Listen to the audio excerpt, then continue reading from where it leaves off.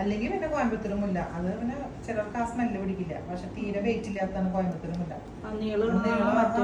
ഇങ്ങനെ പിച്ചി പോലെ. എന്താ വെച്ചാ നമുക്ക് തീരെ വെയിറ്റ് ഉണ്ടാവില്ല, അത് കംഫർട്ടബിൾ ആയി. ഇതാകുമ്പോ വെയിറ്റ് കൂടുകയും ചെയ്യും. അത് ചെയ്യാം. അതങ്ങനെ അടക്കടക്കായിട്ട് നല്ല രസം. അത് നമുക്ക് 2 ലെയർ വെക്കേണ്ടത്. ഒരു മുഴ അല്ല, ഒരു ഉണ്ട മേടിച്ചാൽ മതി. അതിപ്പോ ഏത് അത്രയൊക്കെ മതി. കോയമ്പത്തൂർ മുല്ലേക്ക് 4-5 മുഴ വെക്കുമ്പോഴേക്ക് കഴിഞ്ഞു. ഇത് നമുക്ക് കുറെ വെക്കും വേണം, വെയിറ്റും കൂടുതലാണ്. പിന്നെ വേഗം റെഡ് റോസ് വെച്ചാൽ മതി.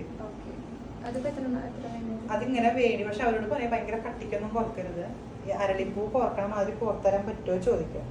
കെട്ടിയിട്ട് അവര് അത് എതളില് വെച്ചിട്ട് കെട്ടാൻ പറയാം. അങ്ങനെ ചെയ്താൽ മതി. അങ്ങനെ ചെയ്യാം. പിന്നെ ഫേസ് നമ്മൾ അന്ന് ചോക്കറും കമ്മലും ഇട്ടിട്ട് അതിന് ചേർന്ന രീതിയിലാണ് പാർട്ടീഷൻ ഇവിടെ ഫേസ് ഫ്രെയിമിങ് ചെയ്യാം. ഈ ഫേസ് ഫ്രെയിമിങ് ചെയ്യുമ്പോൾ അത് അന്നത്തെ ദിവസം മേക്കപ്പും ലാസ്റ്റ് ആ ലുക്ക് കഴിഞ്ഞിട്ടാണ് ഈ ചോക്കറും ഇതും ഇട്ടിട്ടുള്ളത്. അതിന് ഇന്ന് നമ്മൾ